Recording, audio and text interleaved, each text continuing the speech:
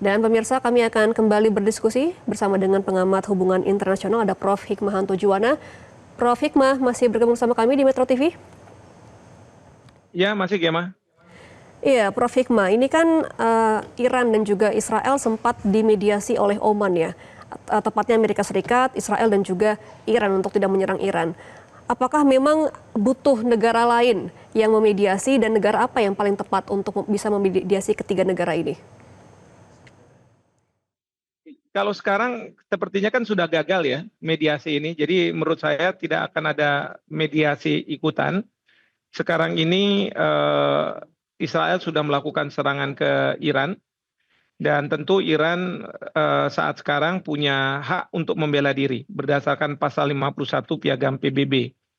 Nah, di pasal 51 ini memang setiap negara mempunyai hak untuk membela diri apabila dia diserang. Nah, nanti dari pihak Iran, saya yakin duta besarnya akan menyampaikan hal ini ke Dewan Keamanan PBB, dan Dewan Keamanan PBB akan melakukan emergency meeting di mana akan membahas permasalahan ini dan langkah-langkah yang harus dilakukan oleh Dewan Keamanan PBB. Namun demikian, saya khawatir bahwa di Dewan Keamanan PBB, karena ada hak veto dari Amerika Serikat, maka apapun yang akan disampaikan oleh PBB, maaf, Dewan Keamanan PBB terhadap masalah Iran ini, itu akan diveto oleh Amerika Serikat. Sehingga mau tidak mau mungkin masalah ini akan dibawa ke Majelis Umum PBB, karena di sana tidak ada hak veto. Namun demikian di Majelis Umum PBB memang giginya tidak sekuat seperti kayak di Dewan Keamanan PBB. Nah, oleh karena itu kita masih tentu harus menunggu apa yang akan dilakukan oleh Perserikatan Bangsa-Bangsa.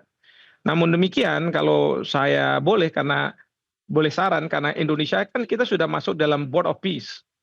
Dan sekarang saatnya Bapak Presiden untuk bicara dengan Chairman untuk menangani masalah ini, karena kalau kita lihat dari piagam Board of Peace itu dikatakan bahwa tidak hanya masalah Gaza yang bisa diselesaikan, tetapi juga area-area wilayah-wilayah yang terancam oleh serangan atau mendapat serangan.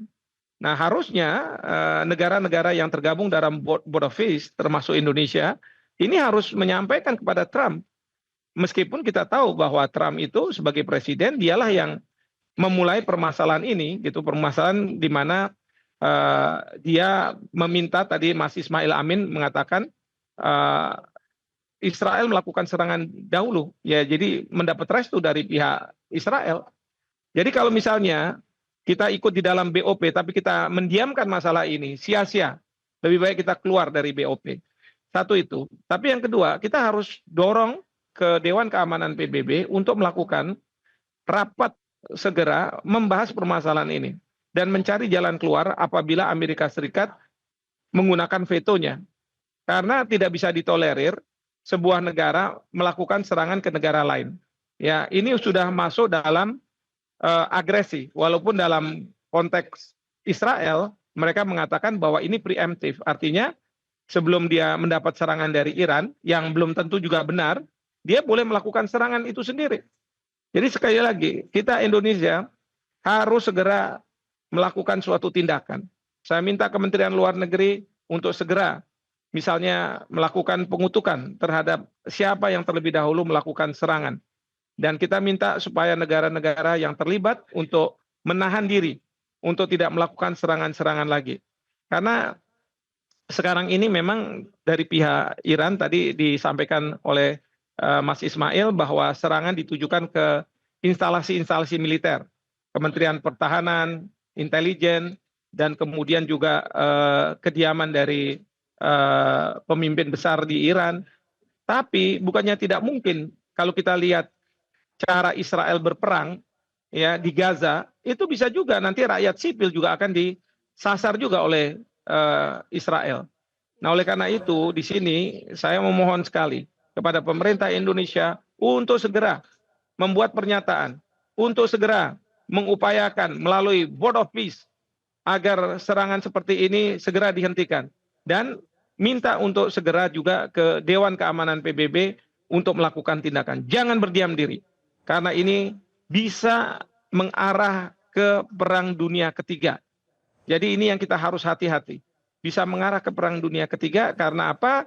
Kalau sudah Rusia ikut campur di sini atau negara-negara lain ikut campur di sini, apalagi Iran sudah mengatakan bahwa serangan ini dari Israel ini dianggap sebagai serangan bagi regional. Sekarang Iran sudah mengatakan bahwa dia berhak juga untuk melakukan serangan tidak hanya ke Israel, tapi ke pangkalan-pangkalan Amerika Serikat di Timur Tengah dan juga di kapal-kapal induk Amerika Serikat yang sedang berada di perairan dekat Iran. Jadi seperti itu, Gemma. Iya, Prof. Hikmah, memang sesuai dengan pernyataan dari Kedutaan Besar Republik Islam Iran yang mengatakan bahwa memang Republik Islam Iran ini berdasarkan pasal 51 Piagam PBB bahwa Angkatan Bersenjata Republik Islam Iran ini akan menggunakan hak sepenuhnya dalam rangka mempertahankan integritas teritorial ketika diserang oleh Israel sekitar pukul 9 pagi tadi waktu setempat. Nah, apakah nantinya jika memang Iran akan melakukan serangan balik, ini akan langsung menyerang ke Israel dan juga Amerika Serikat, dan seberapa kuat kekuatan militer Iran ini untuk menghadapi kedua negara ini, Prof?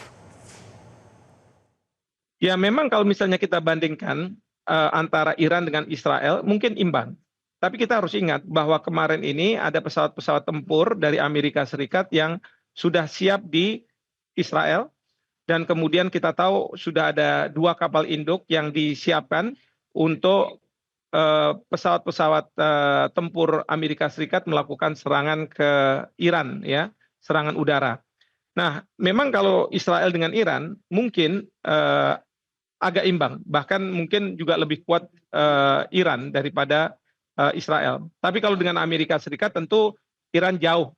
Namun demikian, Iran punya keunggulan karena kan tidak berperang dengan Amerika Serikat. Amerika Serikat itu ada di kapal-kapal induknya, kemudian di pangkalan-pangkalan militer yang ada di Timur Tengah, dan kemudian yang ada di Israel. Nah, sekarang bagi Iran tentu kesiapsiagaan mereka melancarkan serangan balasan, dan saya yakin mereka sudah mempersiapkan karena sudah ada ancaman dari Amerika Serikat beberapa hari yang lalu, dan sekarang ini bahkan mereka sudah melakukan latihan apabila ada serangan, dan saat sekarang ini bagaimana mereka akan melancarkan serangan balasan. Nah, yang kedua tentu bagi Iran adalah bagaimana menyelamatkan rakyat sipil, memberitahu pada rakyat sipil bahwa serangan-serangan Israel ini harus mereka waspadai dan mereka harus pergi ke tempat-tempat yang aman, ya.